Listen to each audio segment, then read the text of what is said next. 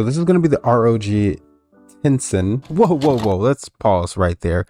Seems like I made a mistake. This controller is the ROG Tessen, not Tessen. Let's get back to the video. Mobile gaming controller.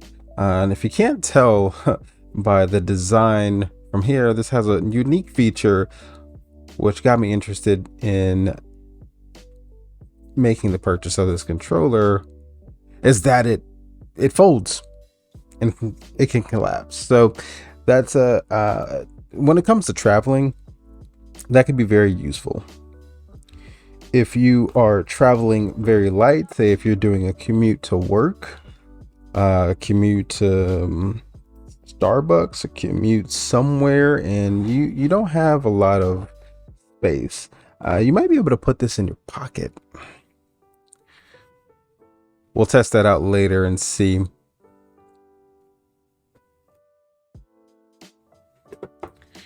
So here it is here. Oh, I love this packaging.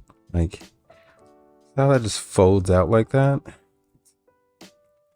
Pop this out. And we'll get rid of all this plastic.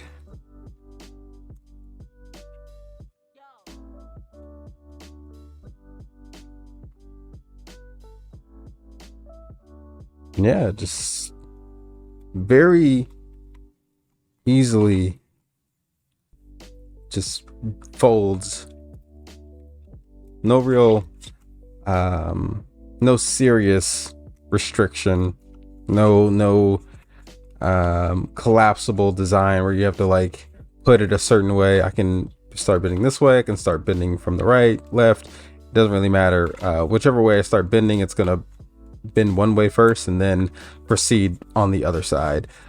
This controller's looks like about the same as the backbone in the way that how far it extends and its normal extension when there's no phone in there. Down here, looks like you're gonna have some type of RGB as well with these strips. I don't know if you can see that. Once I get everything plugged in, I'll show you guys what that looks like. And then also you have your back paddles here, M1, M2, in a decent place. And this is using USB-C. No headphone jack. We just have the regular USB charging for pass-through charging, and this does not have any flex to it, so it's just there.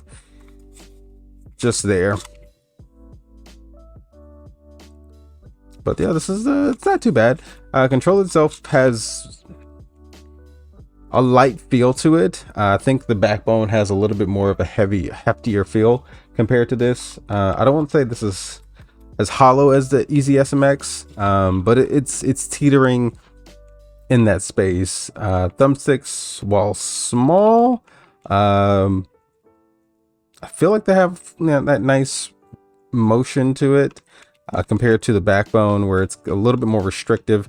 The design of the sticks is a little bit more what we would, you know, come used to seeing with modern controllers from PlayStation, Xbox. Alrighty, so let's go ahead and open this up, see what else is in here. We have an instruction manual, and this is a heavy, oh boy, what is that? That's a lot of paperwork right there. So also in here, I'm assuming are going to be the, yep. So we have the rubber little place mats that you can put inside to make sure your device actually fits, depending on what, you know, what device you use. Little, I think this goes on the back there. A lot of little extra things that you can do to customize this to make it fit, you know, whatever phone that you're using. I doubt, because of the placement of the USB-C, that this will work on folding phones. It's just something that we keep seeing is, you know, this thing is a lot of folding phones. It's pretty niche for people to have a folding phone for the most part. I've seen a lot of people online on Reddit who are upset with a lot of these controllers that have come out because of the USB-C port being on the right instead of the left to support their folding phones. All right, so this is on there. I'm not sure which other one I would use on here, but you kind of see how it, fits into place. So let's go ahead and just bring a phone in here and see how that looks. All right, let's go ahead and pop that in here. Pretty solid. You can see the RGB lighting on the bottom here. Pretty solid. I like it. I like the accent. It's not in the way, and then look how it reflects on my hands. That's yeah. I like the way that looks.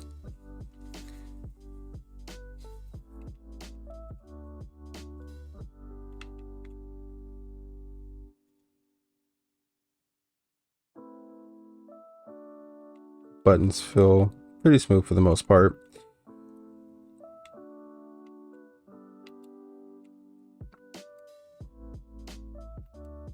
Pretty responsive.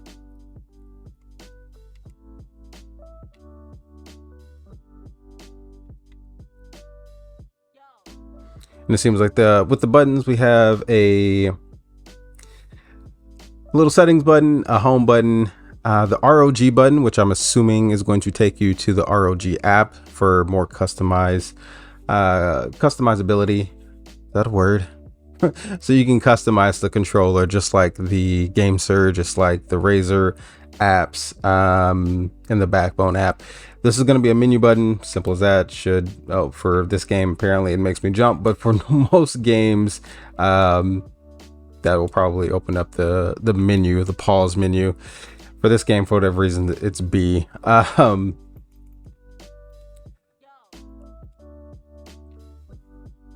All right, so what I'm going to do is download the ROG app and see what we get inside of there. Alrighty, so we're back. Wanted to give just a little bit of some more information about the controller. The ROG button here, after reading the manual, it does not launch the application. What this does is allows you to remap the back paddles here. Allows you just to remap those manually without having to go through the app. Second thing I found out while reading see if I can actually get this, while reading the manual, this little box doubles as a stand. I'm gonna show you what that looks like here the best way possible. So basically this is the stand part. You just put the phone in here. I guess if you want to just show it off, you can do it that way. I guess. So let me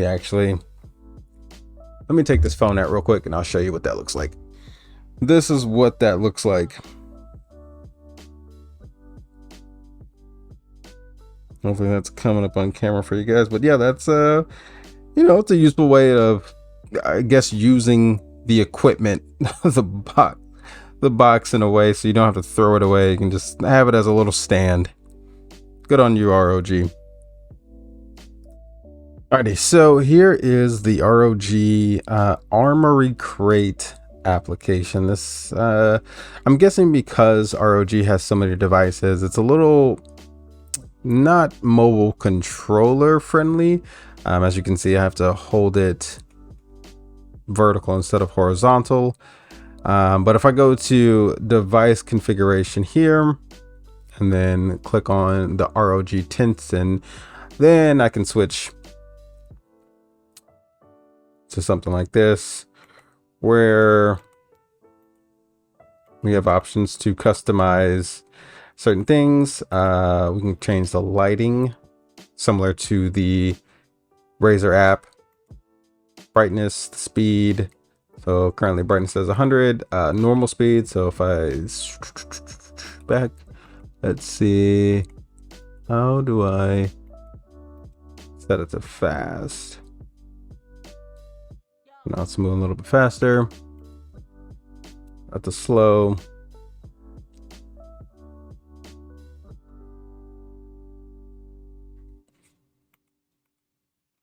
And then you can change the direction. Play around with the different types of colors of how it looks. I like the sunset, sunrise type of colors.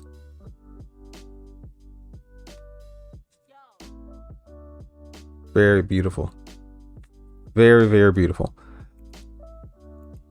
And then if you want to, you can, you know, have strobing. Let's see, I might have to hit OK. You can kind of play around with how the lights work overall. Got this nice comet.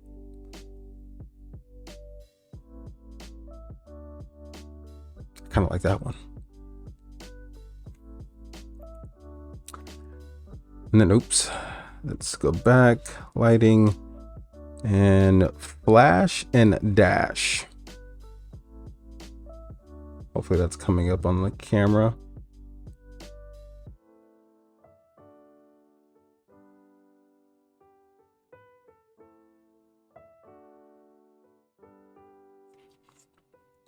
Not too bad. And then you can change your left and your rights to have random colors, single color. You can choose the color. You got your standard colors, customized colors. And if I want, I don't mind random.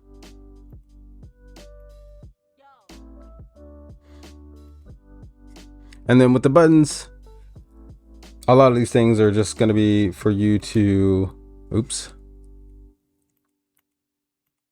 allow you to customize it for remapping. So if you want to remap the rear paddles,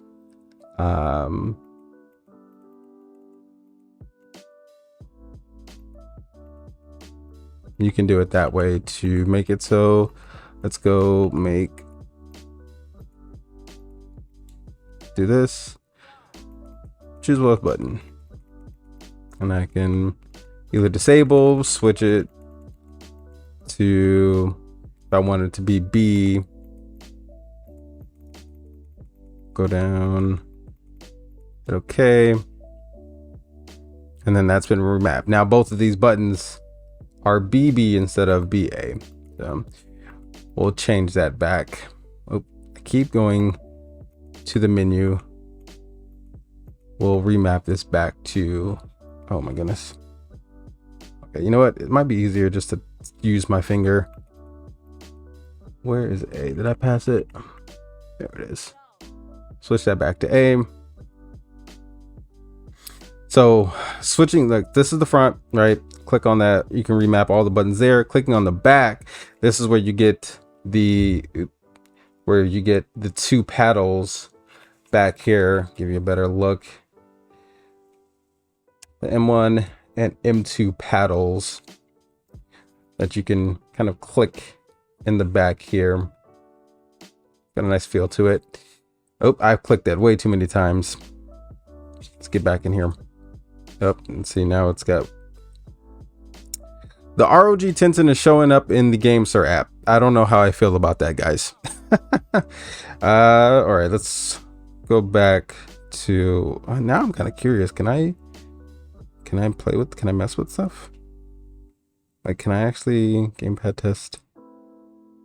I guess I can't configure anything. That would be interesting if I could configure this ROG controller in the GameSir application. Go back to device configuration, ROG, and we'll go back to the back where you can see how you want to configure the paddles. So currently, you know, they're configured to A and B. If I wanted to be X and Y, if I wanted to do up, down, left, right, L1, L2, pretty much every button besides the D-pad and the actual sticks.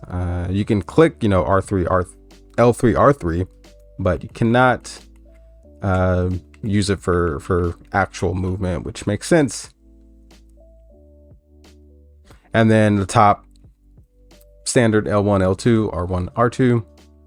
And then if you want to just reset everything back to normal, you can do that as well. Get a fresh start. And then the settings, you can just see, just firmware information.